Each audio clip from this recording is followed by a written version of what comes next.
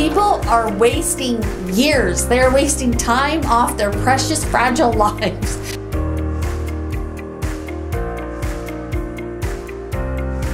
They're wasting time doing something they really don't intend to, their heart's not in it, and they're squandering that purpose. The hamster mill of society, where they're on it, they're treading, they're pedaling, they're getting nowhere, they're going faster, they're going slower, they're tiring themselves out, their heart is not in it. That is what it's like when you're working with no purpose, or you're clock watching. Oh, is my break up next? Is my shift over?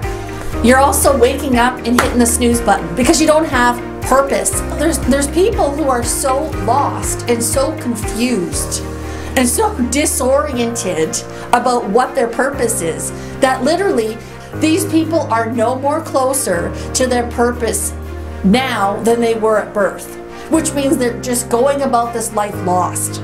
And who knows that person at the water cooler at the office who always says, I got 2 more years and then I'm wrapping this up, I'm finally retiring. That's literally taking up the calendar and counting down the months to the day that the retirement party is scheduled for, because they know they haven't truly enjoyed what they've done for, say, 20, 25, 30 plus years, and they really are excited about ending it so they can do something they really want to do. Nobody who truly values life, who understands life in an inspired way, is going to care that you put in 35 years at a corporation, is going to care that you have awards or certificates, that you got a company car, a company laptop, that you've attended all these meetings.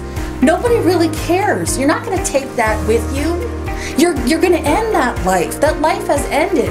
Please do not wait until you're of retirement age to start living your purpose. This is crucial. We are trained to just go through jobs, go through careers, go through relationships, go through life in zombie mode, in auto mode. And then at the end of that, what is sort of like a prison sentence or a jail sentence, you finally get probation or reprieve and you can finally leave the jail. You are not designed to have a purposeless life. You were designed and created to have a purposeful life. Just think about it. You don't want to live in misery, in sadness, in depression, in anxiety. You want to live instead in love, in joy, in optimism. You want to get out of bed and say, today I am grateful for another chance at life, and I'm going to live my life with passion and live with the heart. Live in spirit. Living your purpose truly means that you're on your own mission, you're running your own agenda, you're happy doing it, you're more fulfilled, you have meaning. That's truly purpose. So in order to make a difference in your life, you don't have to be perfect, because there is no perfection. No one is. You don't have to be a certain age, a certain height or weight or color or gender or race or culture. You don't have to be amazing and popular. Just be who you are. Giving of yourself and following your purpose is more than enough. We should really be teaching our youth, our children, in schools and in our homes, in our communities and churches, that nobody has the right to dictate what your purpose is. It is your own unique meaning and calling and footprint. Stop imposing what kids need to be when they grow up. Quit asking them when they're in kindergarten. They don't know, and it's okay if they don't know. What I believe is really sad is that the rates of depression in North America are increasing. They're escalating. And it just might be because people are moving away from their purpose. They're doing things, they're taking up jobs, they're engaging in activities that are not moving them closer to their passion, to what their heart wants, to what God really wants them to do. And I think it's leaving a big hole in their lives and in the lives of people that they are touching, the lives of people that are around them. So in order to break free from this, I am imploring, I beg you to start asking our children, not what do you want to be when you grow up, it's what is inside of you, what is driving you, how can we grow that talent, how can we inspire you to be more and to live on purpose. Purpose is not a job, does not have a title.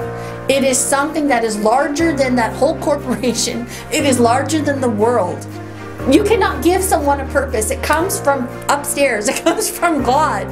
You cannot just say, be this, do that. It doesn't work like that. Life is not like this. You really might have read this on one of my inspirational posts talking about when you have passion, you have purpose. And one of the examples I gave was of the famous opera singer Andrea Bocelli. He is one of my personal favorites.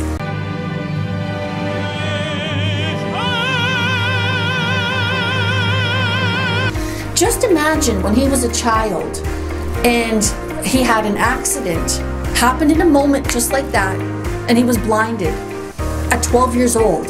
Just imagine if his parents and his family members said, Andrea, stop singing. Andrea, stop living. Andrea, don't do what your passions are. Don't live to your talent. Don't live to what you're good at. We wouldn't know him. He'd just be another blind guy in Italy. But he's not. He's touched hearts. He's made difference. His music is angelic. It's beautiful. It's impacted people on so many levels because he had the courage to live his passion, which was singing.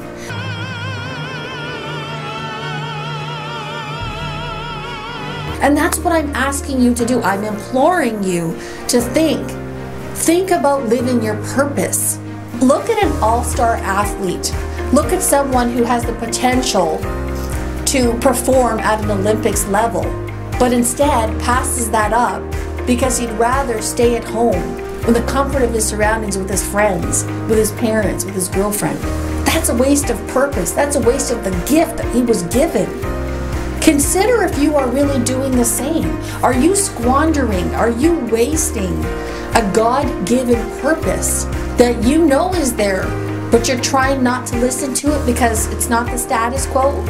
Because you're not willing to admit that maybe it was a mistake, maybe you have failed, maybe you didn't do the right thing, maybe you were listening to people dictating that purpose to you. It's time to be honest. Be authentic with yourself. It is never too late to listen to your heart. How do you really know if you're living life on purpose? For me, it's not so much, well, I would do that if I wasn't getting paid. I mean, sure, you could probably watch sports all day long. You could be on Netflix all day long. You can go shopping all day long and blow money. But really, is that what your life was designed for? Most likely not. It's really about just knowing, having the feeling, having the intuition, having the understanding that you're impassioned, that you are better for it, that you are doing something that's actually contributing to the why that you were put on this planet. Living with purpose is fulfillment and meaning and connecting all of those dots that you were meant to connect. I'm going to be honest, there have been plenty of times in my life when I was definitely off course. I was not on purpose. I was not living God's way in terms of why I was designed to be here. I was not doing what I should have been doing, and I could feel it. I was the one smacking the snooze button in the morning. I was the one, dreading driving into work, sitting at the office, pretending that I cared to listen to the petty, pathetic conversations at the water cooler. I was one of those people, and it was wearing on me. I was looking at my clock saying, when am I going to get out of this? It felt like I was in jail. And I said to myself, there's got to be more to this life than what there is right now. But if I leave this job, this routine, this structure, what am I going to get? What's going to be at the end of the rainbow?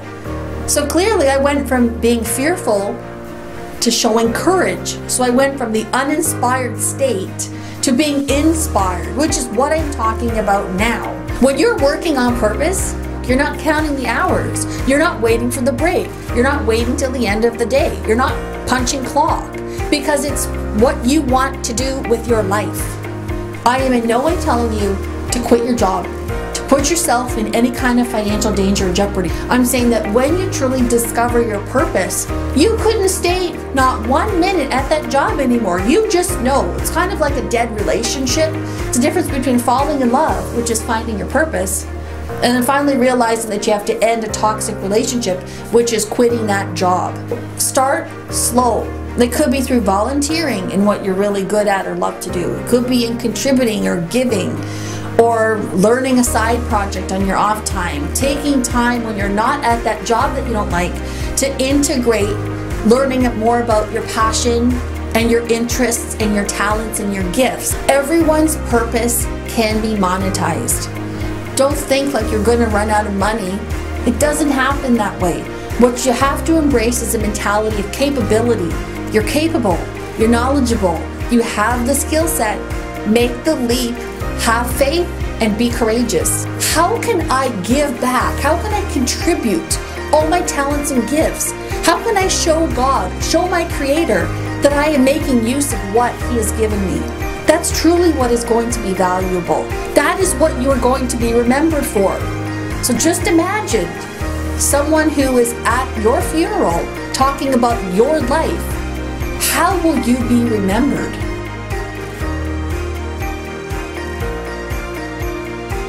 Please like and subscribe to join the revolution.